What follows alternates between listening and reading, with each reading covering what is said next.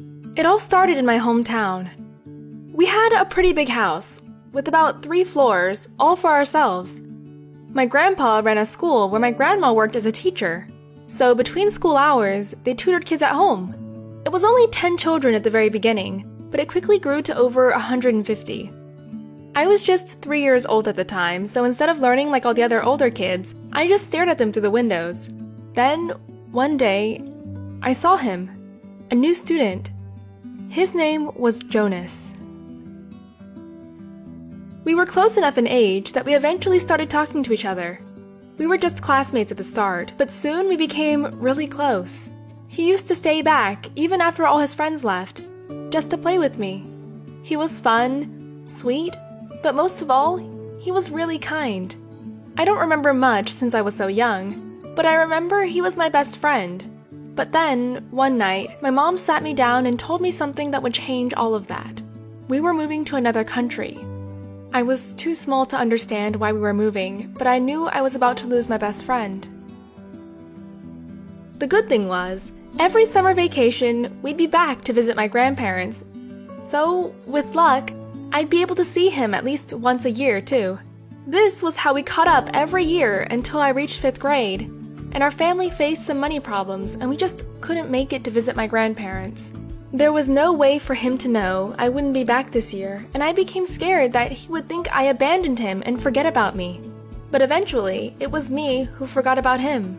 It had been 3 years since our last vacation, and I was distracted by the new life and people that I had found.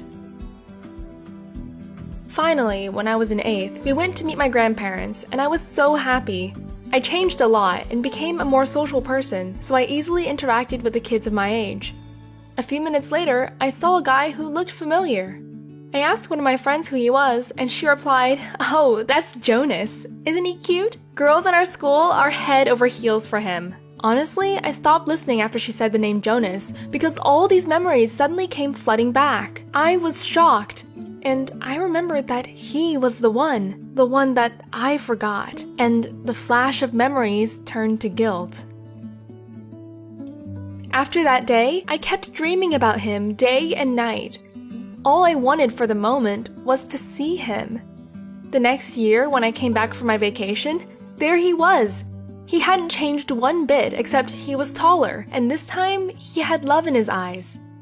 We talked for hours and hours, sharing stories with each other about our lives apart. Time flew by so quickly, and with 2 days left before I would leave Jonas again, I decided I would confess.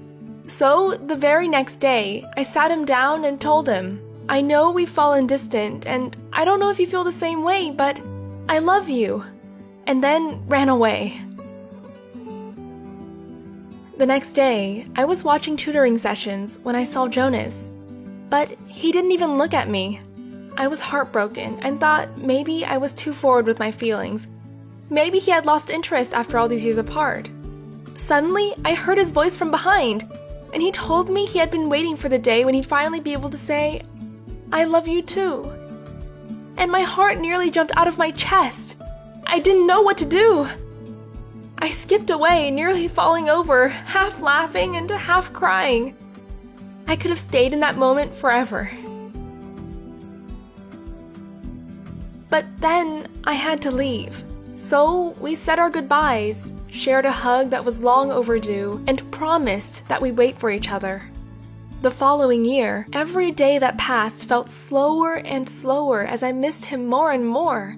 I counted down the days until our vacation, or really, until I could see him again. And when the day finally came, he came rushing to meet me. I couldn't hold my tears when I hugged him. When I pulled back to see his face properly for the first time in a year, he leaned in and kissed me on the cheek, and I froze. My heart was beating so fast. There were 1,000 butterflies in my stomach. After spending many days together, the day came when I had to leave again. It had been almost exactly a year since he said the words, "I love you," and although it didn't feel like we had spent any time apart, I wasn't ready to leave him. The night before my flight, sitting near a pond, we talked about the next time we'd see each other. Maybe in a year, but maybe a lot later. My eyes swelled and jokingly said, "Maybe you could come visit me." And before I knew it, he held my face in his hands and gently pressed his lips against mine. And that was it! My very first kiss with my first love. It was the happiest and saddest night of my life.